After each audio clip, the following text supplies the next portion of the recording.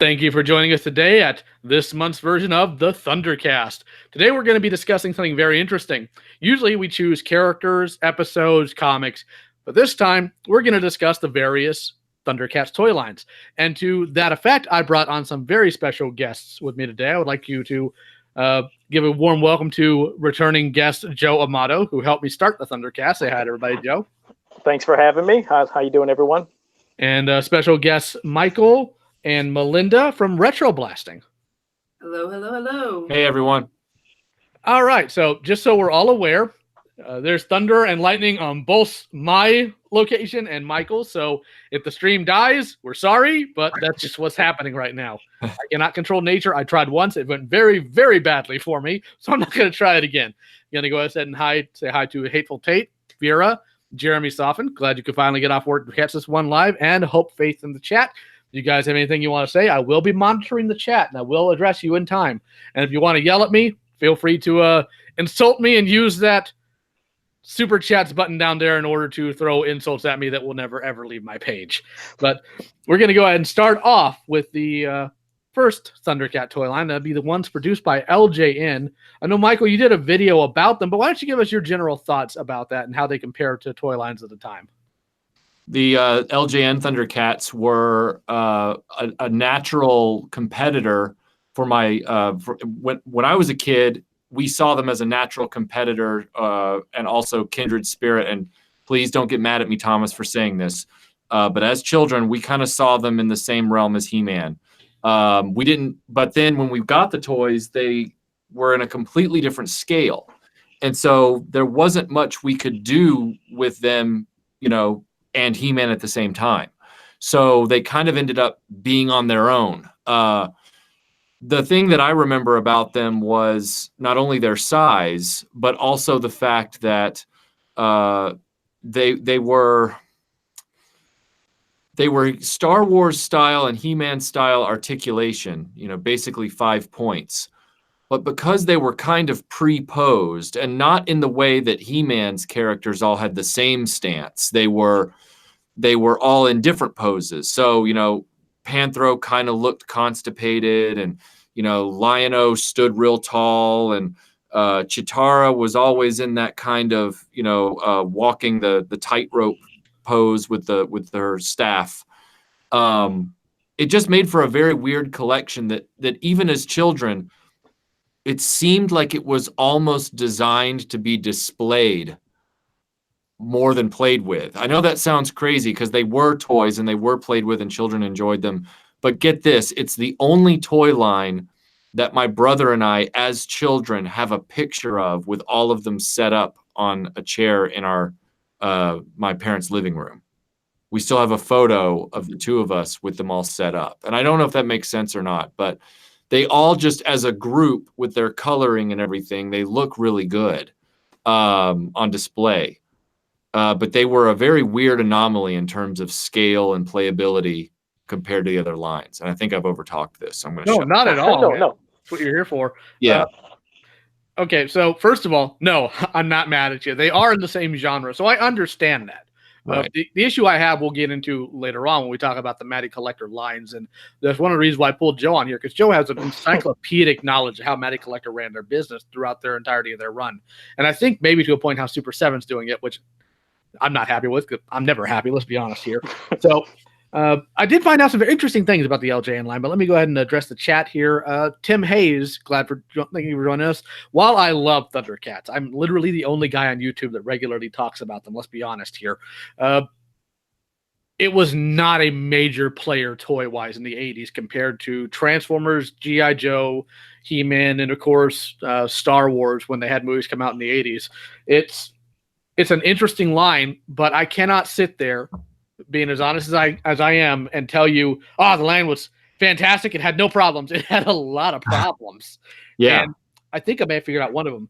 You commented on your video, Michael, that they seem out of scale. And when you actually line them up in the actual lineup that you would see on the model sheets, they're actually in scale with how they're supposed to be on television. The only difference is Panthro because he's squatting for some odd reason. I don't know about that either.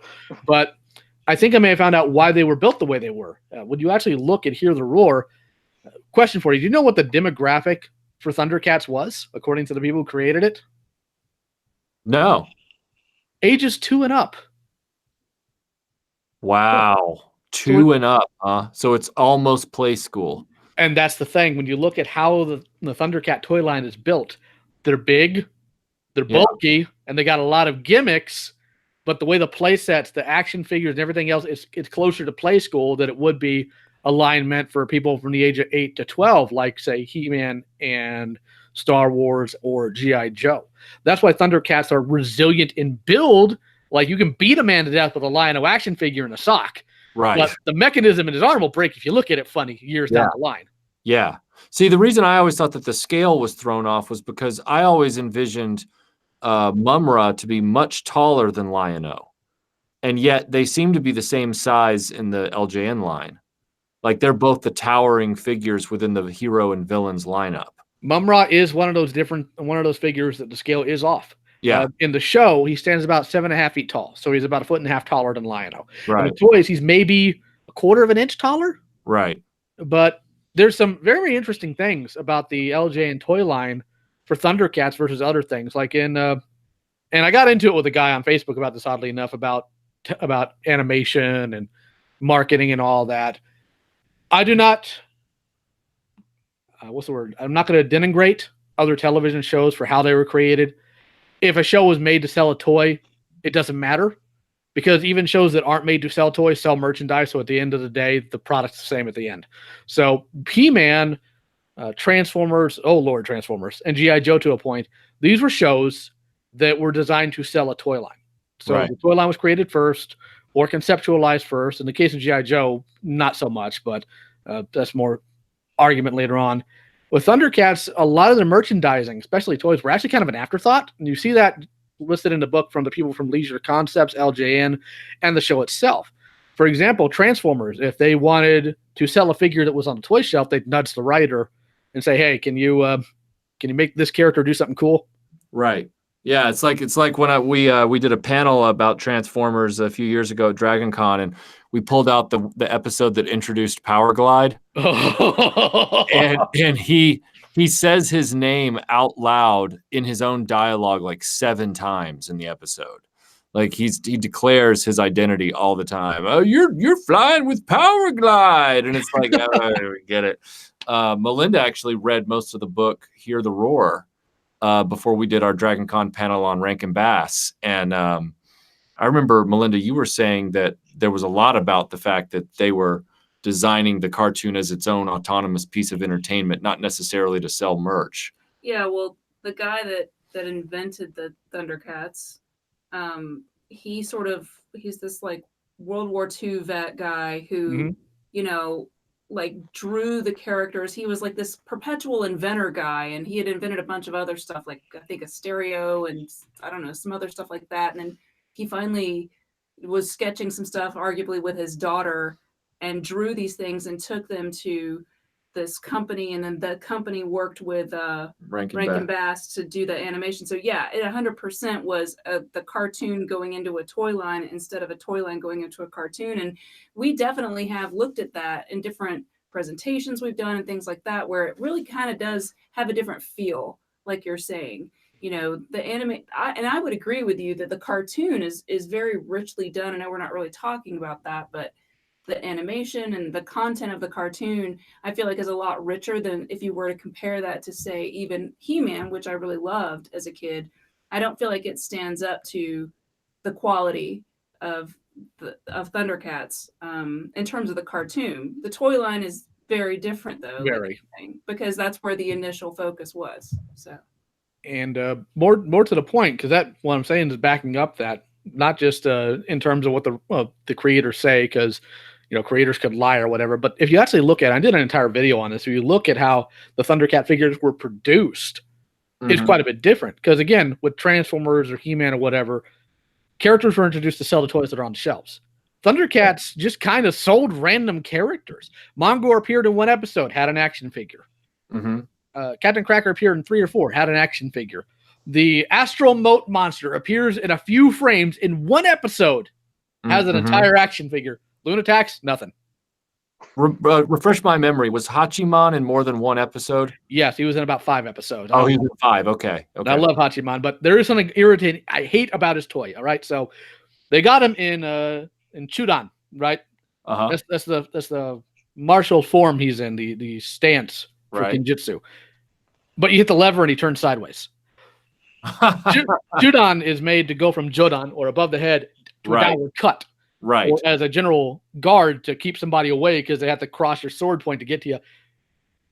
You don't twist at the waist and just cut sideways like that. That's not how that works. And it irritated a piss out of me. I'm sure that had to do with the fact that they had already done so many characters where the gimmick was the up and down arm that they thought we'll have him do a slashing motion, and they didn't even think about it. Yeah, that, and I think they probably may have wanted to do an up or down motion, but his helmet got in that way. So Hachiman's a character or a figure specifically that it looks really good on a shelf. It's very well detailed. It's great. But even as a kid, that motion bothered me, and the fact that he didn't have a sheath irritated the piss out of me. Right. So, yeah, you see that they didn't produce like other cartoons would produce a massive amount of toys. And they would do it of every single character you could think of for the most part, with the exception of like tertiary characters or stuff like that. Like you never got one of the Baker for He-Man or other characters. But with ThunderCats, they didn't even make some of the more long-running characters. We never got a Snarfer. We never got a set of Lunatics. We never got a lot of characters. We never got a Mandora. You never got any of these things. But doggone it, we have 3 Robert Burbles. Oh, thank the Lord for Robert Burbles. we got Safari Joe in the 1 1/4 episode he was in. Man, we're rolling here. And yes, of course, shout out to the Mutant Fist Pounder, which apparently has become something of a synonym to genitalia in certain circles I run to because it's such a bizarre name. It's not a stretch, though, to see how they got there. It's not a stretch, though. And you're right, Hateful Tate. Few times the toys would influence the cartoon. One of the cases was the redesign of the Berserkers. They created the gimmick for the Berserkers, and compared to season 1, you compare season 1 Berserkers to season 2, and they pop much better. They're more visually striking. They have a completely different look. They're more uniform. And it actually makes the Berserkers more interesting from that point on. It's too bad he didn't do anything with them afterwards, but, they looked better. Right. But it was interesting to see how, compared to other products and other shows, ThunderCats differed in how they made their toys, and that they weren't allowed to just kick in the writer's door and say, hey, put this toy in there. The writer would look at the toy, and if he thought it was neat, he'd put it in the episode because he thinks it looks neat, which I think is great for creativity. But in the modern age, it's a little bit more difficult to pull off. So, Michael, you have a lot of knowledge about a whole slew of different toy lines and everything. So I know that He-Man did it. Transformers absolutely did it. G.I. Joe to a point did it. But ThunderCats, I did notice there's only one thing within the LJN toy line. I know that Playful and whatnot did this. Did you know there's only one reused cast item? Really? Entire toy line. Just one reused thing, and that's the Sword of Omens. It came with Lino and it came with Jaga. Everybody else is a unique buck. That is interesting. I did not realize that. At a glance, and again, I didn't scrutinize, but at a glance, you would have assumed that Jaga and Lion-O might have shared legs, and Bengali and Tigra might have shared legs or arms or something like that. But now that you mention it, and I think about it, you're right. They don't. But there's also some very odd things I've got to talk about. Real quick, let me address the chat. You're right, Fyra. That is a possibility. Oddly enough, the person who created Hachiman at his first episode was Bill Overgaard, and he actually wrote a movie about samurai. So the man actually knew what he was talking about. That's why Hachiman, though being somewhat of a stereotypical samurai, moves and acts like one, because the man knew what he was talking about. Yeah, it's really interesting when you really delve deep into this. These people were really knowledgeable about what they're writing about. Now, of course, unfortunately, Bill kind of lost his mind later in the show, but right. Yeah, he's the reason why we have Captain Bragg in his circus train. I'm going to leave it at that. But when you look at it, there's also a few things I've got to point out here to traumatize everybody. Jaga is unique in 2 things. Number one, for some really bizarre reason, in the Playful line, they use Jaga's body to make Link so.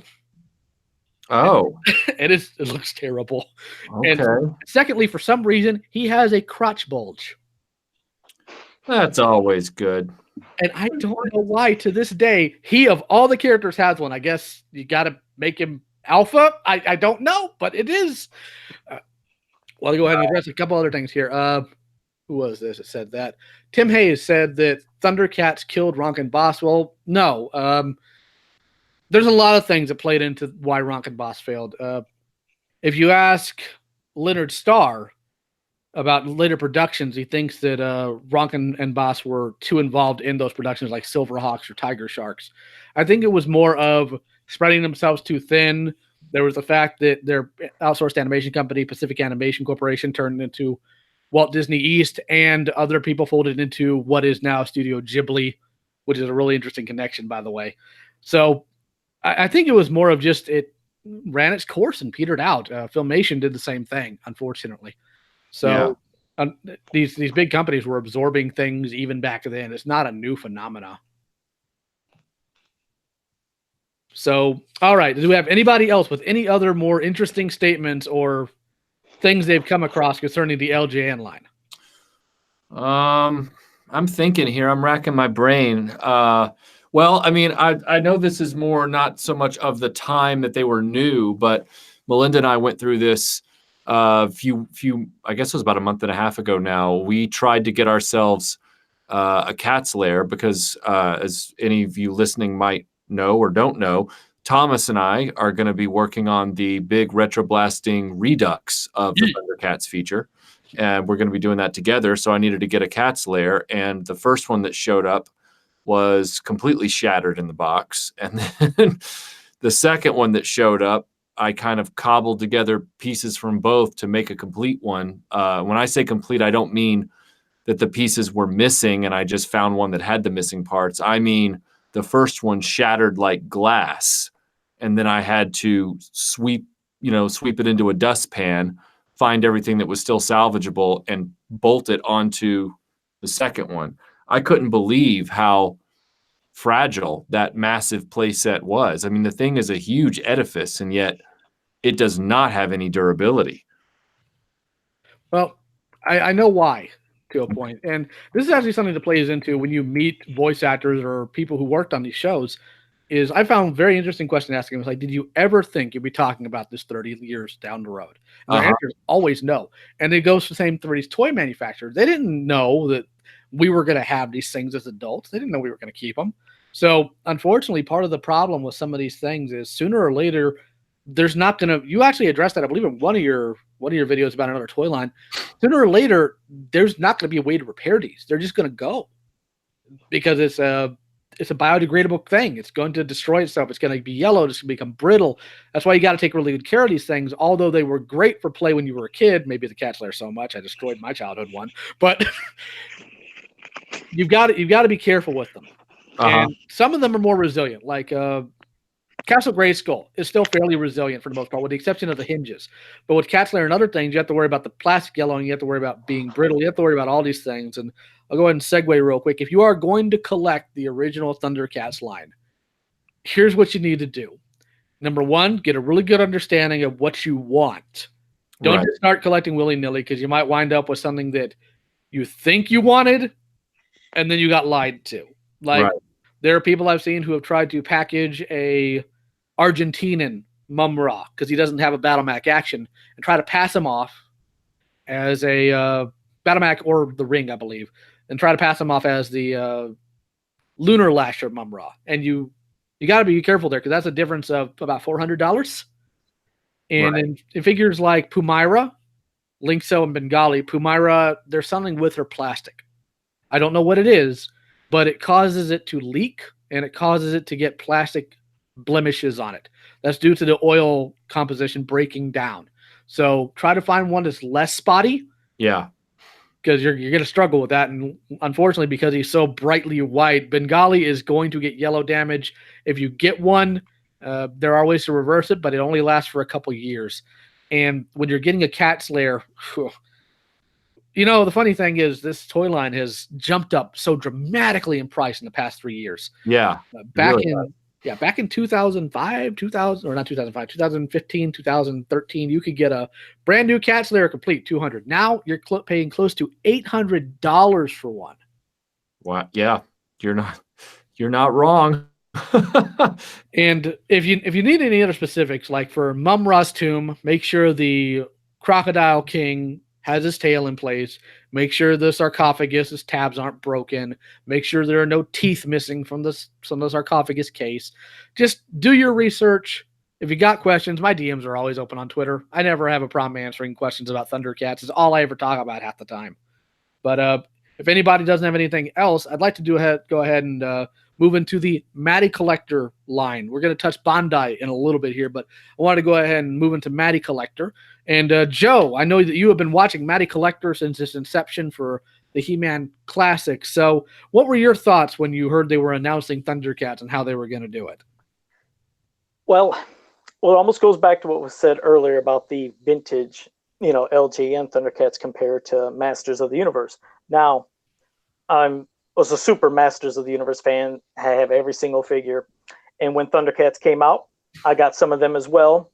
Now, I'm almost like how you said earlier, where you wanted to like integrate them and play with them together, which was kind of cool. But the size difference thing actually didn't bug me because I understood. I was like, okay, this is a completely different toy line. And I understand that their scale is bigger. I was like, kind of makes it cool. Makes it unique. Like, I don't know if you remember the Sectars line. Sectars, my God, I think was so way ahead of their time with articulation, scope, and detail. But even those figures, all of them had the same basic scale. They were taller than Masters and Thundercats, but they were like the same scale. And I understood that some people liked everything all together and just at times wanted everything to mix and match to where, like, right before we get to Matty Collector, I'll just fast forward. It's just like an analogy to make a little sense of what I'm trying to say. Before the whole Matty Collector thing, and I started doing the custom action figures for a living, I remember I'd got a lot of customers who said, hey, could you take a vintage He-Man and sculpt them up and make them look like a Lion-O? And could you put them in a He-Man package and make them in the same scale? And I was like, sure.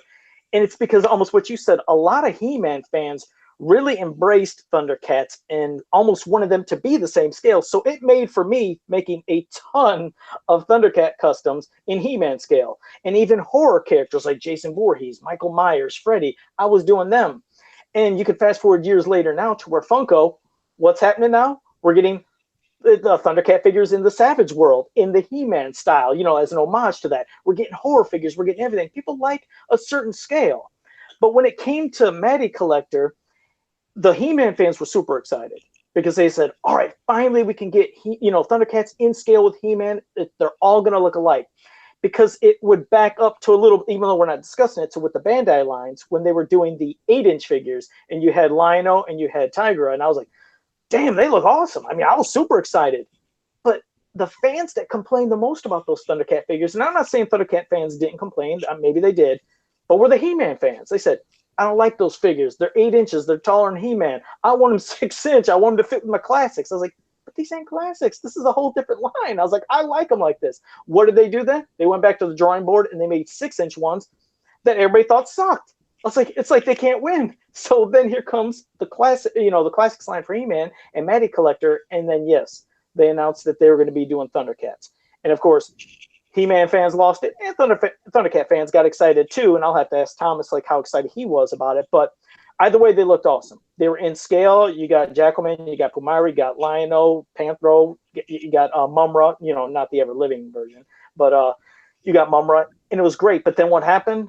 The license went away, and I guess they weren't going to be making them anymore because we knew that they were going to do Jaga, and they're also going to do Groom. Mm-hmm. At least I think those were the only two. I don't know if they showed anybody else, but I know at least definitely those were the two they showed. But it kind of went. Were those only two, Thomas? Was just those two? There were, but there are so many things that Mattel did during the Thundercats line that made me viscerally angry for multiple reasons. But I was going to exactly. Yeah, because I want you to say your piece on that too. But either way, it is cool to see them in scale with the classics. But again, when Matty Collector and Mattel stopped doing Masters, they stopped doing Thundercats, all that, and everybody figured, oh, Jesus, now we're never going to get them. Super 7 comes along. They start taking over the mantle for doing the classics for Masters of the Universe.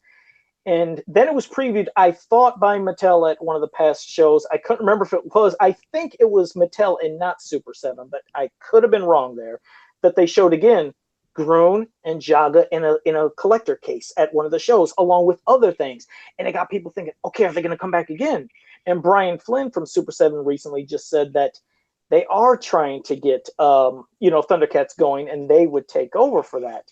But I don't know if there's still some little things that need to be signed and things that need to be taken care of to finally approve it. But it's kind of in limbo, because at the same time they're trying to get that, Thomas, if you noticed, the Savage World figures that we were supposed to get of finishing off with Tigra and Chitara, Monkey and Jackalman, we didn't get them, and we were expecting that. So I was like, was there an issue? Because I thought I heard recently with Funko there might have been some kind of issue going on, and I hope that's not the case, because it's like they're a different scale. They're 5.5 inch, yes, whereas the ones that come from Super 7 are like 6.5 inch. So, I mean, I guess it shows they can work together in harmony, but sometimes you can't please everybody. Like the Masters fans would be really upset.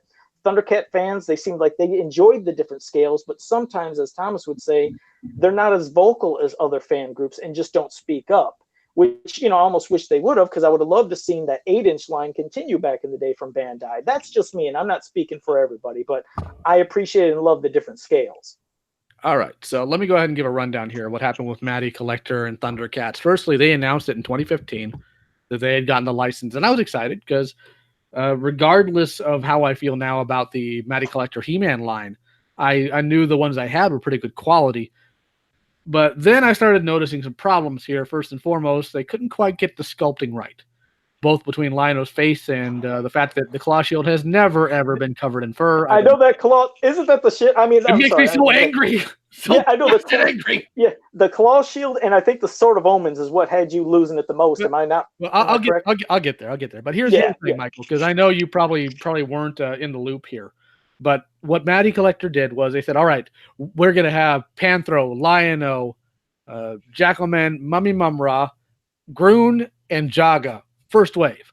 We were excited. Then we hear we're gonna have to cut Groon and Jaga for reasons. And then before the very first Lion-O gets shipped, hey, we're closing Matty Collector at the end of 2016. No more Thundercats. And it gets worse. It gets worse. And then we get to San Diego Comic-Con, right? Hey, there's going to be an exclusive for Thundercats. We're thinking, is it going to be, I don't know, the red Lion-O that showed up in Fond Memories? No. It's Wily Kit and Wily Cat. And they didn't announce it to the people who had paid for subscriptions. We had to hope every day that we'd log on that we could buy them for $75. Wow. It gets better. It gets even better. Because what I happens, like watching you get upset. Go ahead. Keep going. what happens is when they start announcing all this, I actually hopped on Mattel's Facebook page and said, hey, are you guys hiring? Sounds to me like you like hiring people to make bad decisions. You can pay me well to make those bad decisions for you. And then they blocked me. Thomas had a way of pushing buttons. When he get angry, he would definitely say some stuff. Yeah, because a lot of people expected that when we weren't hearing anything about Groon and Jago, we thought, okay, it's possible that when they were doing the subscription, we thought maybe they would have been the club exclusive. Because if you didn't know that, that's what they would do with the Masters of the Universe, classic figures. You would go on for a subscription for like a 12-month subscription. And for doing that, you got a special exclusive figure that only the subbers would get. Nobody else could buy. Only, of course, if you went to the secondary market on eBay and paid 2-3 times the amount. Yeah. So we thought it might have been Jaga and Groon, but that never did happen. You're right. Then here come the Thunder Kittens. And not everybody was super, happy about that, but they are great looking figures. And everybody that got them loved them. They were like, hey.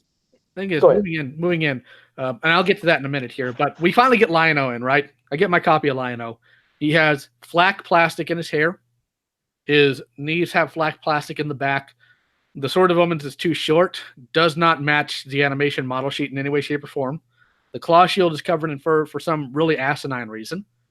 And the biggest issue I have here is I understand why, to a point, they use the He-Man buck for Matty Collector stuff, because the original He-Man toy line, several of the toys were just off the same body. There were some that weren't, but most of them were. There was a lot. Yeah, go ahead. That works for He-Man. Right. But if you actually look at them, Thundercats and He-Man don't have the same physique. The Thundercats have a more toned physique, and they literally have muscle structures that are not human. Specifically in the pectoral region, they have an extra set of pecs underneath their first ones, and a couple of extra side muscles on their abs. And no, you're No, you're right. I didn't mean to cut you off, but see, That's that's the thing. And that's what I loved and appreciated about the original Thundercat line was the different sculpts and the different heights and different, molding and sculpting, everything. It was quite different because He-Man, yes, the majority of the figure all used that squatted look, but then quite a few of them did different looks, but they still try to make it look at least somewhat similar. Of course, there were certain characters like Rotar and Twistoid, where if people nowadays got those figures, like, what the hell are these? They don't even realize they're He-Man figures because they're that different. But that's what I liked about the original LJN Thundercats was the differences. But you're right. Now, when it comes to this, it's like the He-Man fans, from what I've seen in a lot of the groups, were more excited about this decision of Thundercats being in scale than Thundercat fans. At least the majority. I'm not saying all, but yeah, seeing you even agree. But I mean, that's what I've seen the most. And when you look at now, what's the hot thing? It's like, not to go back to my customs. Believe me, I'm not trying to whore myself, but I'm saying I've noticed that with He-Man fans, they love all sorts of lines in that squatty scale. So much as, look what Super 7's going to be doing now. They're also going to be doing the Toxic Avenger, not from the movie, but Toxie from the cartoon. He's being done in He-Man style of that 6.5-inch buck for, the Classics line. They're also going to be doing some Ninja Turtles. I even think they were doing something where it was going to be Voltron. I thought I'd seen something else. So it's Voltron. Like, yeah, they're just, like I said, they know as for He-Man fans, they're really rabid about loving everything in the same scale. But when it comes to the fans of those certain properties, they're not as big as fans. Like, somebody right here in the chat room was saying, like, they're not really a fan of the Funko style squatty Thundercats, which I can understand and respect that.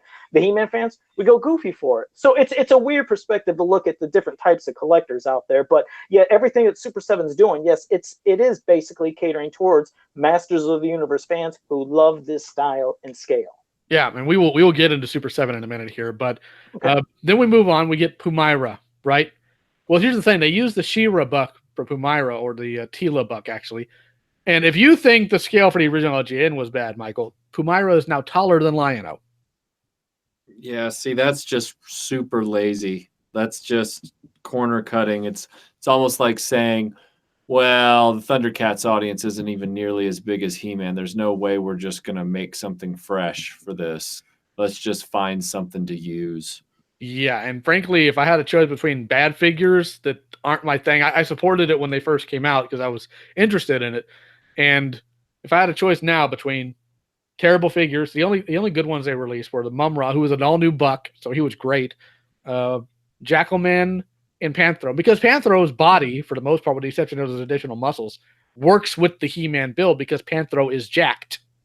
Right. So, because he's the best. But anyways, so we get all that out. I become a social pariah because how dare I speak ill of great Matty Collector. And then we get, Super 7 might take it over. And then Super 7 gets told by Warner Brothers, no, we're not giving the license. So what Brian Flynn, the head of Super 7, does is he makes a passive-aggressive, insulting video about how they didn't get the license and basically saying, yeah, now we don't have to deal with you Thundercat fans anymore. You're all dumb. Go away. So now it's possibly going back to him. Like, who would trust this idiot with that? He can barely handle the He-Man stuff he has now. Their quality control is out of space. I don't think they look for anything. I got their She-Ra in, their Filmation accurate She-Ra. Her tiara was broken right out of the package. Wow.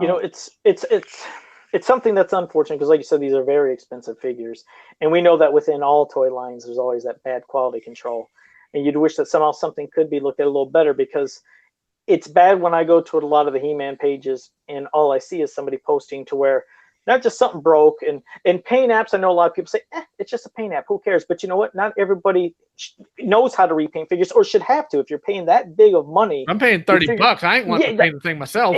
Exactly. You don't want to paint it yourself. You're hoping for perfection or at least something close to it. And I know you can't get that with the toy lines because hell, I mean, like I said, even things I was talking about I collect, you're eventually going to get something with a little crack, a little space, but it seemed like a lot of the stuff that was pertaining to He-Man was cracked. Now, as of late, it seemed like it's gotten better, at least from the places I've gone. I'm not saying all, but the places I've gone, the majority have looked better. But no, you're right. And the thing is, the one thing you should never do is ever talk down to customers. Like, yes, okay, sometimes customers get real worked up. We know that. And they probably shouldn't get that worked up to cuss out people. And we know that there's some people that are over positive. But the same thing is, these people that are running these companies, it's never right to talk down to a customer then, and because they're given a gripe, like make it seem like their opinions is less than something else. It's like, just try to embrace that, embrace what they're saying. It's like, okay, I understand what you're saying. And of course they usually will take care and they'll replace what you have, but at least respect what they're saying, understand where they're coming from, and just keep moving forward and try to improve the quality control. Like I said, it's never going to be perfect, but at least the communications between companies and customers could be a little bit better. Well, that, and I think Brian Flynn's a liar, so that's my opinion. And you guys can tell he's got an issue. You can tell that Thomas Sears got a little issue. I always just the thing is, when you put out something, you say we're going to have XYZ thing, like the Ultimates packs that first came out, and they're going to be in clamshell containers where you can take them out and put them back on your display. And then when they're finally product shown, it's card back.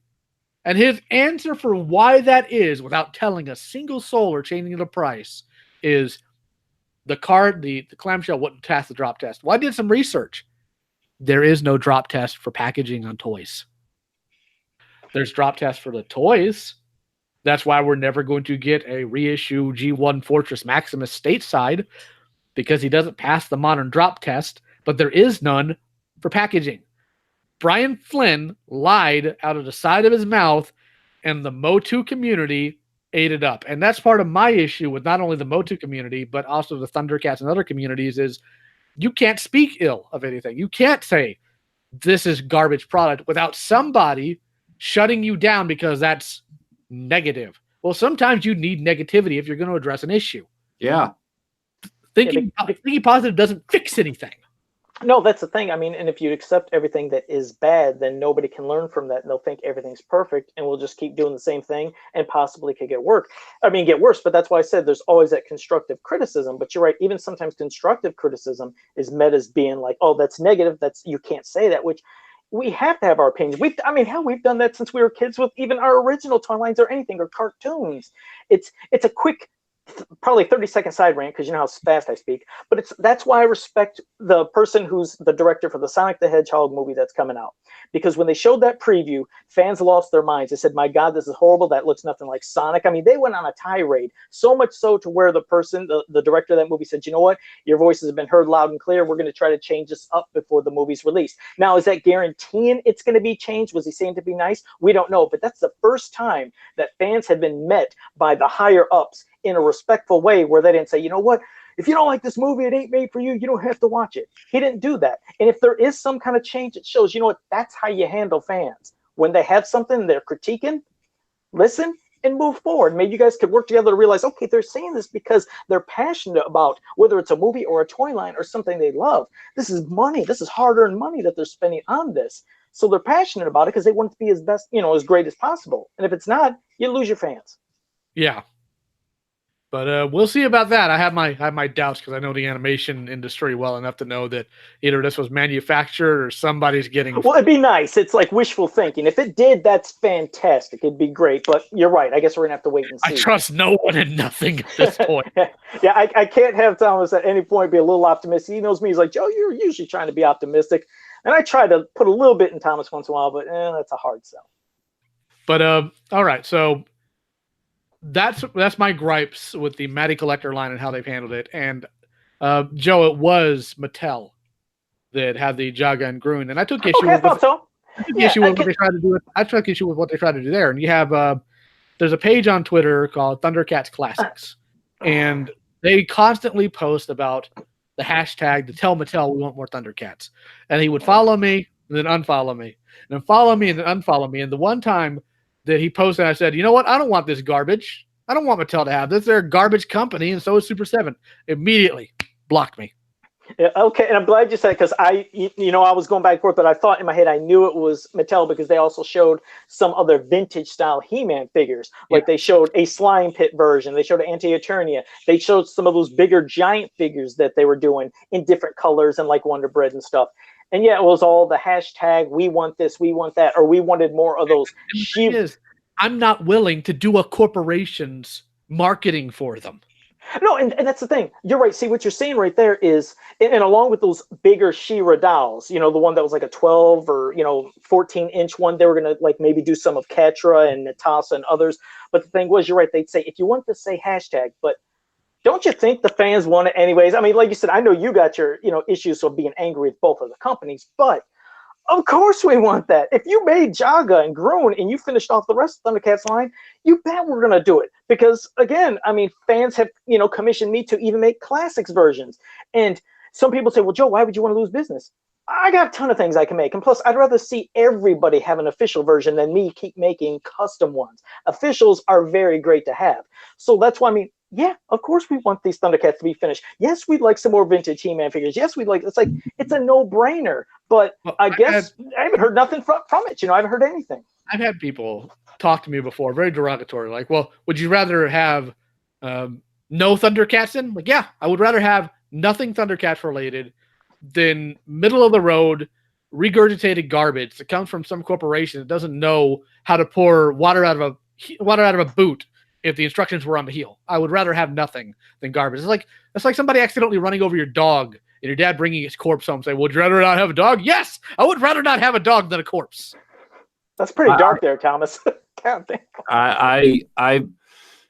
I'm of the opinion, sort of like Thomas, where the moment they've canceled something like that and then they try and beg you back, by saying, hey, promote our company enough and maybe we'll make this again. It's like, no, you guys can eat it. Like, I don't know. No, you're right. I mean, you're right about that with that promoting of things. Because, I mean, if you think about Masters of the Universe Classics, there was never advertising for that. That was like we were the advertisement and the fans because you guys were constantly told, spread the word. We need to reach our goal. Market, you idiots. Right. And remember, I was the one that would do that a lot. Me, I was always promoting Masters because that's all I basically, post most of the time.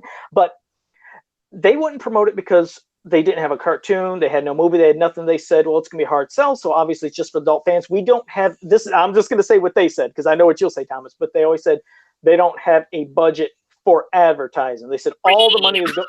Yeah, ring. Yeah, exactly. They said it's all going into toys. Nothing's going to go into advertising.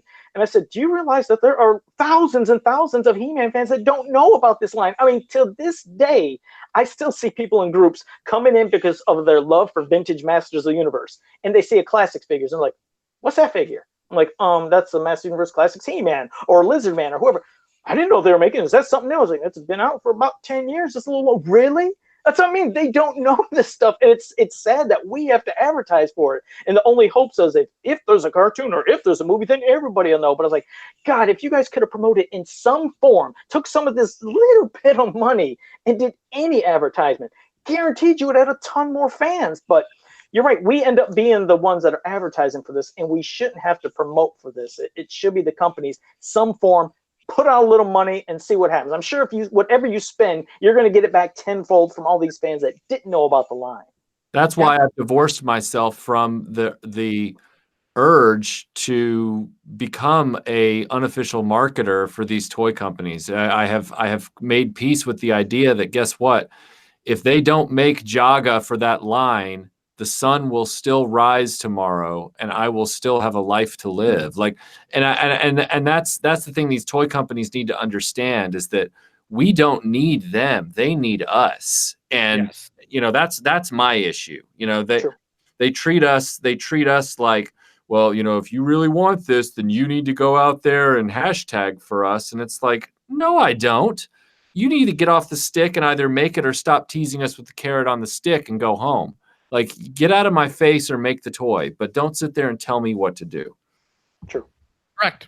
And that's when you tell them to eat a giant bag of dicks. Well, because the thing is, man, is that, Thomas, this, last year, whenever it was, Jedi Temple Archives came after me because I made, they wrote a smear article about me because I made one video saying that HasLab is a bad idea. It's a scummy model. And I just made the one video and suddenly they were saying, and what I said in the video was that Star Wars collector websites that are shilling for Hasbro and trying to promote the HasLab model and trying to basically do free advertising for them and find ways to get people that can't afford this thing to buy it anyway are scummy.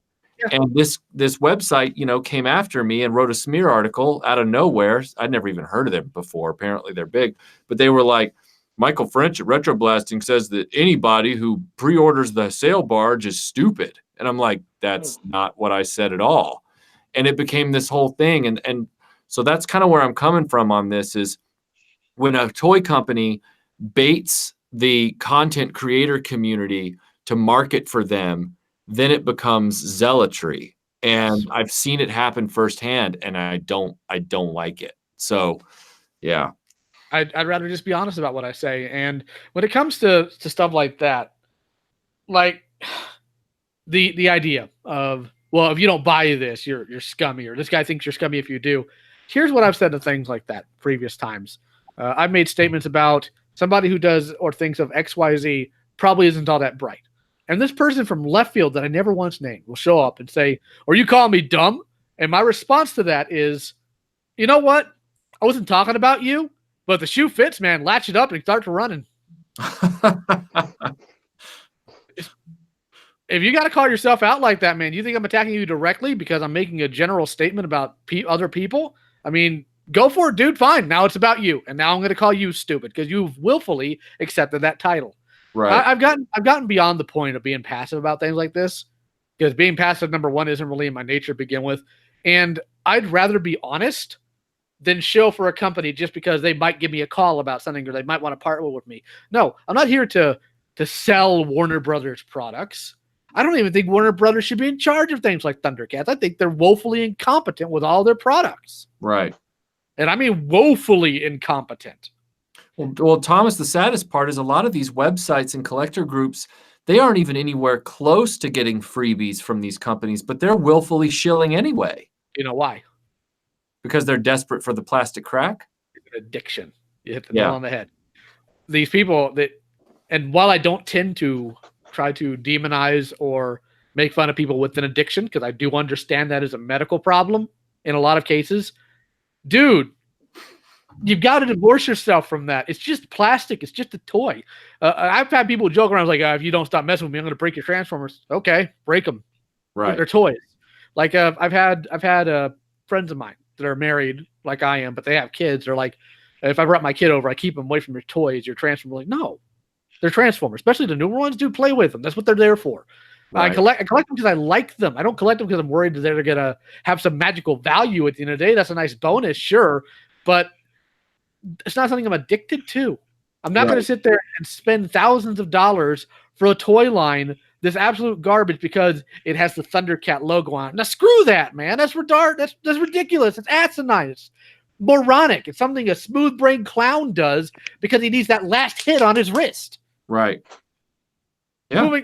Moving on to that, talking about criticism and whatnot. We move on now to the Funko line. Now, Funko line, I have issues, as I always do. Number one, why is the claw shield always furry? That bothers me both in toys and art. But I like the fact that it was a nice nod to the original Lion-O toy because it snaps on his forearm, just like the original one did. Cool with that.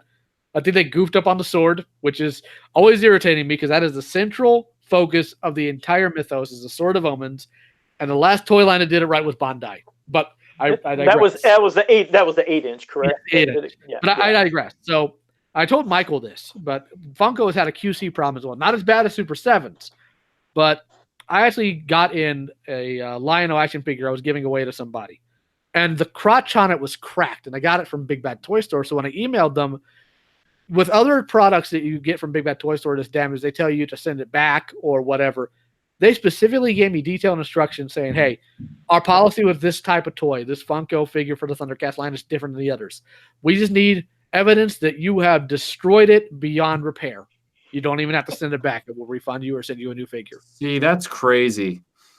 Well, that worries me because that tells me that Funko is not taking care of these distributors either. Right. So if they don't bring it back, that means they're probably not getting credit from the company for damaged product, which means that not only does Funko know, but they don't want to take responsibility for it. Mm-hmm. And you know that. Go ahead. Sorry, I didn't mean to cut you off, but I think the Thundercat line was the only one where I did hear about some issues of things cracking.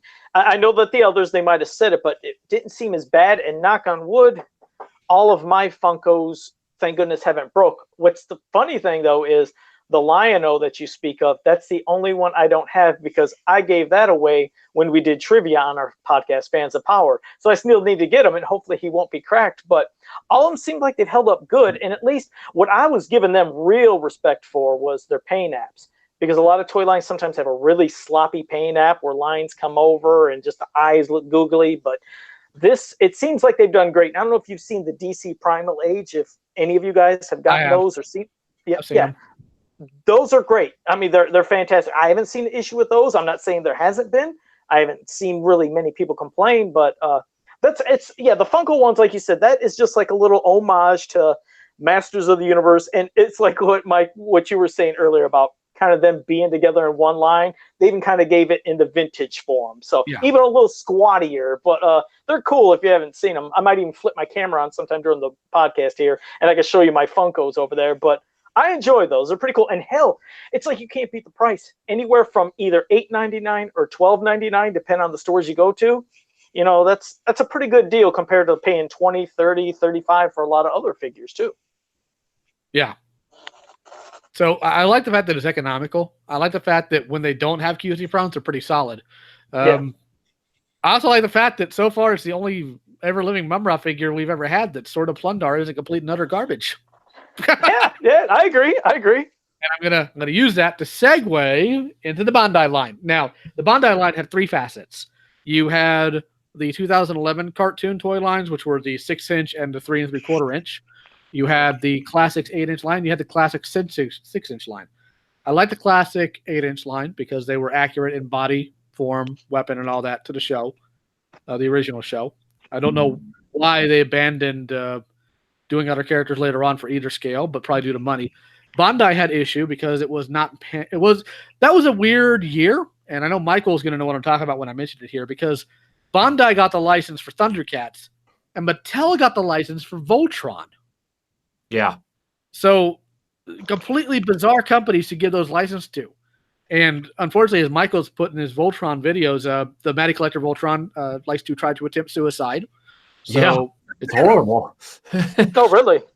Yeah. I mean, its center of gravity is non-existent, and the quality control on it was really bad. I bought two, so I paid for two Matty Collector subscriptions, and they would even say things like, well, in the disclaimers, it was, well, if yours shows up defective, we do retain a certain number for exchanges, but it's not guaranteed that you'll be able to get a replacement. And it's like, then if I've pre-ordered a subscription for 5 lions that go together to make one robot, and one of them is busted and can't be replaced, then I don't have the full product you sold me on. Now, fortunately, I was able to settle for a few quality control issues, like some of the ratcheting legs on the lions just don't have ratchets. So the legs just kind of like, you better hope that friction fit stays firm. But overall, I can honestly say it is the worst Voltron I've ever had, and that's saying something, because I've bought all of the major ones. So. And I'm not trying to dog on Matty Collector because I know that their He-Man line was excellent. Why they gave that over to Super 7 and stopped making those themselves, I'll never know. That was actually, I didn't mean to cut you off, but there was a lot of the He-Man fans get very particular about things, like anybody, and they can get passionate in any line, but they would get very particular about certain figures not being made. And when some figures were made, about maybe shoulders being backwards, paints being messed up, but there would be sometimes so much negativity that they basically did want to stop with it. At least that's what one of the people who worked on it said was, it was just the fans seemed like they just were tired of it. All they were doing was complaining, and it kind of went away. But Super 7 took the reins and it's taken over now. And hopefully, like you said, you just learn with quality control and stuff, it gets better and better, because they're still continuing the line, which is fantastic. Who would have thought that this line would be going on for 10 years? But no, it was the fans themselves which kind of led to the line going away and Mattel stopping. Yeah, but that's their PR spin. That's their PR spin, taking responsibility off themselves and putting it on the fan. Well, true, but I'm absorbed into that community and would even speak with the people that do that, and it was a lot of back and forth. You're right. I know the PR spin, but there was a lot to where the fans almost made them kind of stop. And I'm not saying that is the complete reason, but if you would have been a part of this He-Man community and seen it like I did, it gets very vile. I mean, very vile. I've never seen nothing like it. But now with the possibility of a movie, not saying that's gonna happen because that's been an 18-year-old limbo. I always have to put up my meme anytime somebody talks about the movie. But if a movie comes out, then it's possible we can see Mattel getting back, because they keep saying Mattel might start doing Masters again. But that's all in with if a movie happens, and we'd see what would go from there, because that's why it never reached retail. We've always said that. That's why it was always an online exclusive line, is because it didn't have the demand without a movie being there. They didn't want to take the risk of putting them in the stores and then just collecting dust. So if Masters comes back, it'd be great to see him back in toy shelves, because we see it in all other kind of little forms, like you said, with a lot of the different Funko stuff from the Pops and Loyal Subjects with their figures. We see Masters, and when it's out there, people want it, but they still don't have the faith of putting the main figures in the stores, which I think they would sell. But I mean, that's just me. That's my whole point, is that the third party's prices for Matty Collector prove that there's immense demand for that line. And Sure. yet they just gave up on it because they promised fans that they were going to make certain figures, and then certain figures showed up with 2 left legs or 2 left biceps, and suddenly somehow that's the fans' fault. Like, I just, No, you're right. I mean, you're right. There's critiques that you should be. Like I said, that's what I always said. If there's something wrong, that's what's good about it. It's like, I would want somebody to tell me if there's something wrong. Like you said, if they would put backwards, reverse shoulders, mess up the forearms, had bad paints, had bad plastics, where it was the exploding crotch of the goddess figure, and some other ones that had issues, I would want you to say something. It's like, you have to, and just try to make it better, and don't, There's more to it than that. I can tell you exactly why Mattel's not doing it. Several reasons. Number one, they did not care for the Better Business Bureau reports left about their quality control issues. So what they did was they found a sucker, and his name is Brian Flynn, and they sold him the licensing for it. So now, not only does Mattel not have to deal with any of the Better Business Bureau complaints, any of the returns, the manufacturing, they're getting a cut out of Brian's revenue, because he has to pay for the licensing and royalty for the figures he sells. For a business move, it's smart, because they are making money by doing nothing. I guess it's just, to me, it's like if it would be like them third partying out Barbie. Well, I think it's definitely a garbage move, but I'm telling you why. It's because they did it because of business. It's cheaper for them. Well, that gets back to the bigger question then, is, these companies are now doing things that are the most expedient, even though they have the money in their pockets to do things the right way. It's almost like these companies are being run by people who no longer care about the legacy of the company and the pride in their history. They just, I'm at a loss. It's not like they are ran by people who don't get or care about the legacy of these things. Back in the 80s and 70s, you had a good mix of people with solid business experience and the creative types. And the creative types you leave to do what they do best. But that started to change, and now we got a whole bunch of suits that look at creative properties and try to run metrics and numbers about how to best make money off of it, as opposed to letting creative people do what they do best and making money because they put out a good thing that people like. Instead, they do market tests, they run numbers, they try to minimize all risk to where it's almost no risk at all, which is why they're going through Super 7 now. Instead of taking that risk like adventurous, courageous people, and instead they just want to sit in their offices and count their money in their coffers. That's all it's about at this point.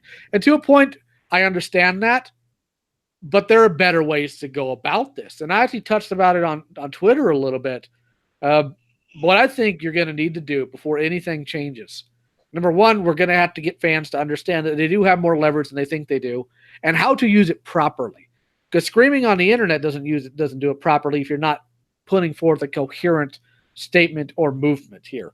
You got to get people to understand that you can get better and to not accept garbage. And that's a problem from every community I've been into this 80s related. It's for He-Man, the newer comics where they mash him up with ThunderCats or they mash him up with Injustice. They're both garbage comics, but they eat it up because, well, it's He-Man. I've got to support it. You don't have to support it, because what you're supporting is Go ahead. It showed in the sales too, because the sales just drastically dropped horribly for each of those runs. Each time they just really went down because they're hoping, hey, everybody loves Thundercats. They love He-Man. Let's put them together. It's peanut butter and jelly. They're going to love it. It was a garbage book. And here's the thing.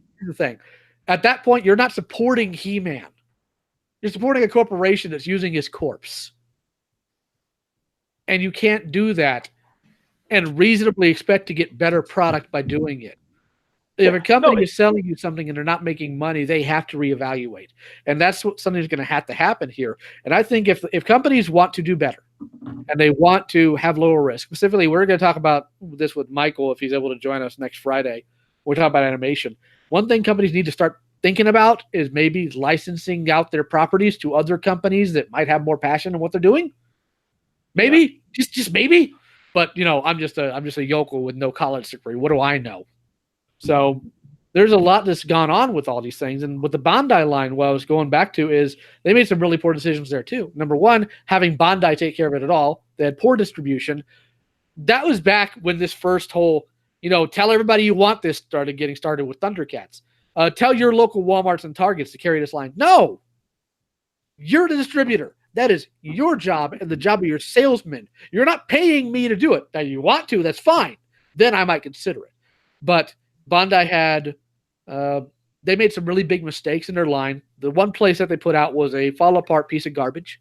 I'll put it to you this way. Behind me, literally right behind me, is my entirety of my Thundercats action figure collection. Bandai occupies a top spot on the shelf, not because of quality, but because if I shut the door too hard, they fall. And I don't care if they break.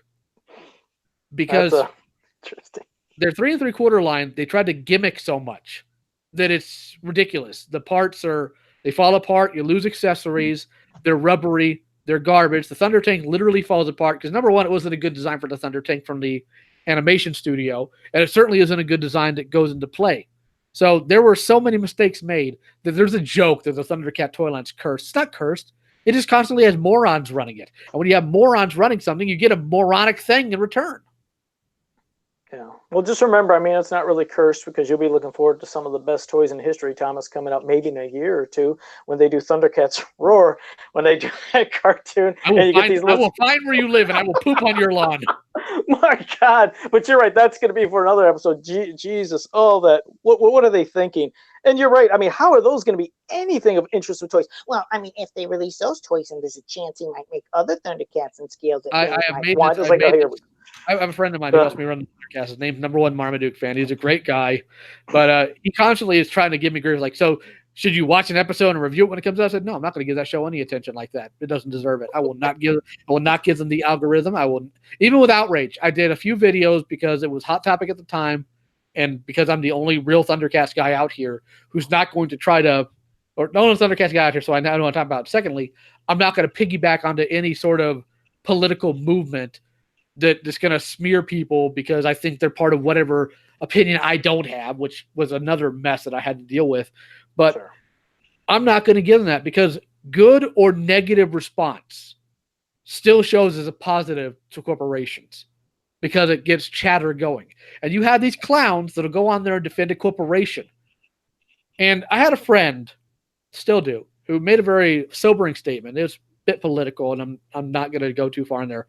He said, when I was a young boy, my father met Bill Clinton, right? He worked in the government. But Bill Clinton wasn't at my father's funeral. We spend so much time defending people that we don't know. And in this case... Yes, thank you for saying that. And these corporations, why are we defending a corporation? They're not my friend. People are like, well, you should be nicer about Warner Brothers. Why? I don't go to dinner with these people. I don't lie in bed with these people when I come home. I don't come home to Warner Brothers. I like Thundercats. And it existed before Warner Brothers bought them. And it was a lot better before Warner Brothers bought them. Because every single choice Warner Brothers has made with this franchise has ended in disaster.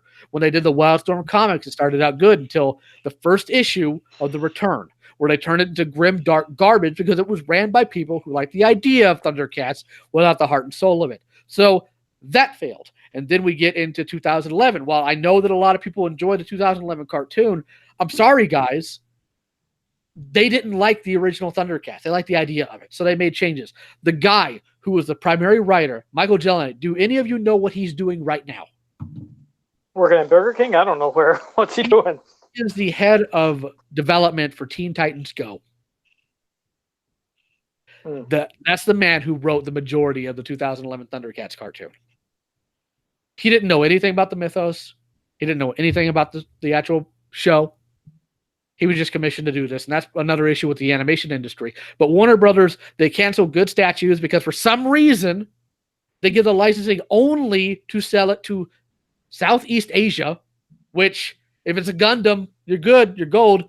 But nobody in Southeast Asia probably even knows what Thundercats is. They wouldn't license it to the States. So they didn't get a production line, which means the licensing ran out on it because they couldn't pay for it. And now, what do we have? We have Thundercats Roar. And they licensed their toy line out to a bunch of clowns. They licensed it out to Bandai. Well, Bandai didn't know what they were doing. They licensed it out to Matty Collector. Oops, we're going to close it before we even get a first toy out. And they licensed it. The only toy line they have licensed it out to, the only two that they've been successful, is the Loyal Subjects. And I've got like 5 boxes full of those to prove that. And the Mini-Mates line. The Mini-Mates line has a more complete catalog of Thundercat characters than any toy line to date. You want Rotaro? You got Rotaro. You want the rat machine? Oh, I can't remember his name, but it's the episode where they all turn really small. They literally have that. They have Mom Mutt. They have Jaga. They have Ghost Jaga. They have Grun. They have the Thunder Tank. They have the Cat Slayer. All these are part of the Mini-Mates line in one way or another. But we can't get that in action figure form because Warner Brothers can't make good decisions. They can't license it out to people who are decent. They're asking too much money for the license or whatever asinine diatribe they're giving these people. Warner Brothers does not, in the modern day, know how to handle any of its franchises. And if the movies that they're putting out right now doesn't tell you that, I don't know what will. Good point. I was kind of speechless, but no, I got Sorry, you. went off on a tear there, but I really can't stand Warner Brothers at this point. Okay. Well, I didn't know how much longer you're going. I know you said maybe about an hour. I didn't know if you had any other points. We're going to be closing out pretty soon here. But does anybody have any comments or concerns, or did I just unfortunately make everybody's mind melt with my rage? No, your rage is always normal, so that's we're pretty much used to that. But no, I'm good. How about you, Michael or Melinda? You guys have any thoughts here? I agree with you. It's like, hey, here you go. I know what you mean. I'm in complete agreement with what you just said. Not as a cop out, but Thomas, you kind of know my thoughts on this, and I don't pull a lot of punches with my videos either. So I wish that they would start listening to us, and they haven't yet done it. So, well, we had to look at it one of two ways. Either fans will find a way to do what they need to do if they're smart enough to. And while I'm not fond of third-party Transformers specifically, due to I don't care for intellectual property theft, it still shows that there's a market there that Hasbro either cannot or will not fill.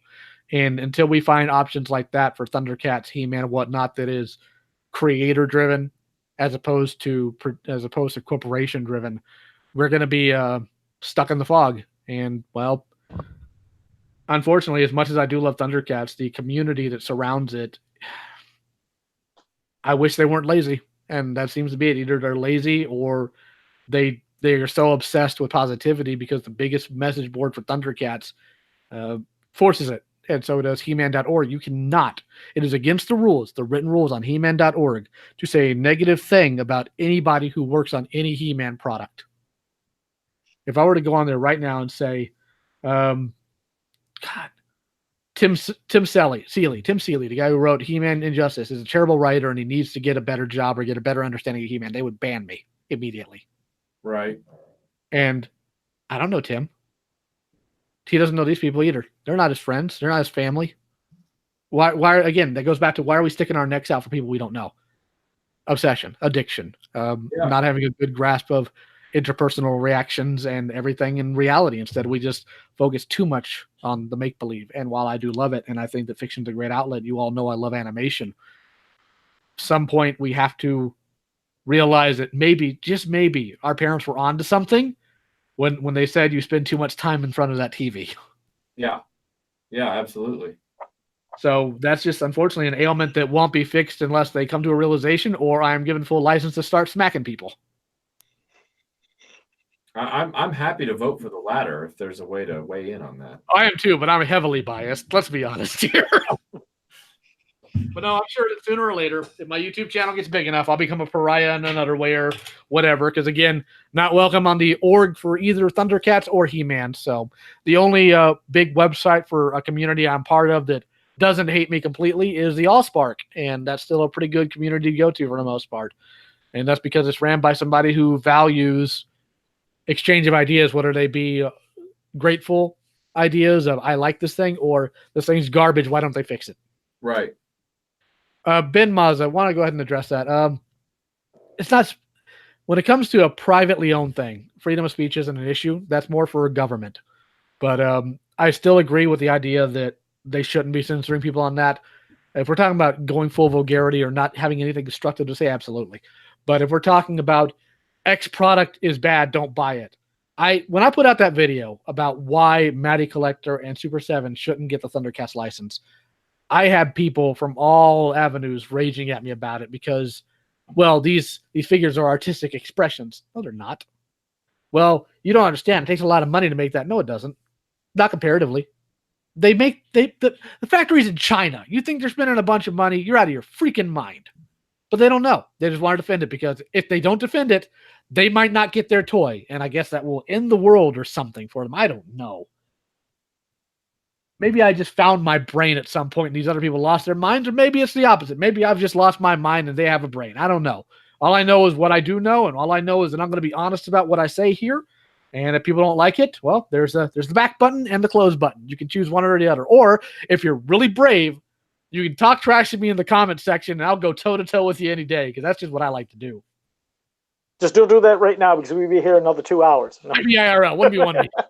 All right, so we have any other closing thoughts before we go ahead and cut the show for this month? Oh, just thanks for having me on. I always love doing the show. It's always fun just doing the banter back and forth and hearing everybody's different, everybody's opinions. So thank you again. Oh, we definitely missed you, Joe. How about you, Michael? Any thoughts?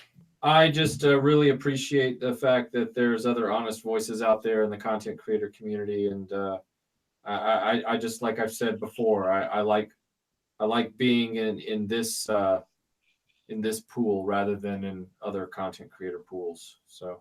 But what if they don't send you more toys to review? That's the whole thing. It's like I've never wanted their toys for free because I can afford to get them myself, and I think that's what's scary for them. It's like there's somebody out there that doesn't need access, and he can say whatever he wants, So. Oh well, that's their problem. Maybe if they put out a decent product, they wouldn't have to worry about people like you. Exactly. All right. Well, thank you to both you and Melinda. I know she probably has had to go take care of the cats or something. Lord knows I need to. He has to go give Saxon his medicine. Oh, well, I hope the kitty's doing better. Thanks. Thank you again for joining us, Joe. And next month, it's going to be back to the regular stuff. I believe we have the return issue 3 or 4. And we're going to keep our retrospective about ThunderCats. You guys are, again, always, if you ever want to pop on another ThunderCast, just hit me up. I'd be happy to have you both on. Appreciate it.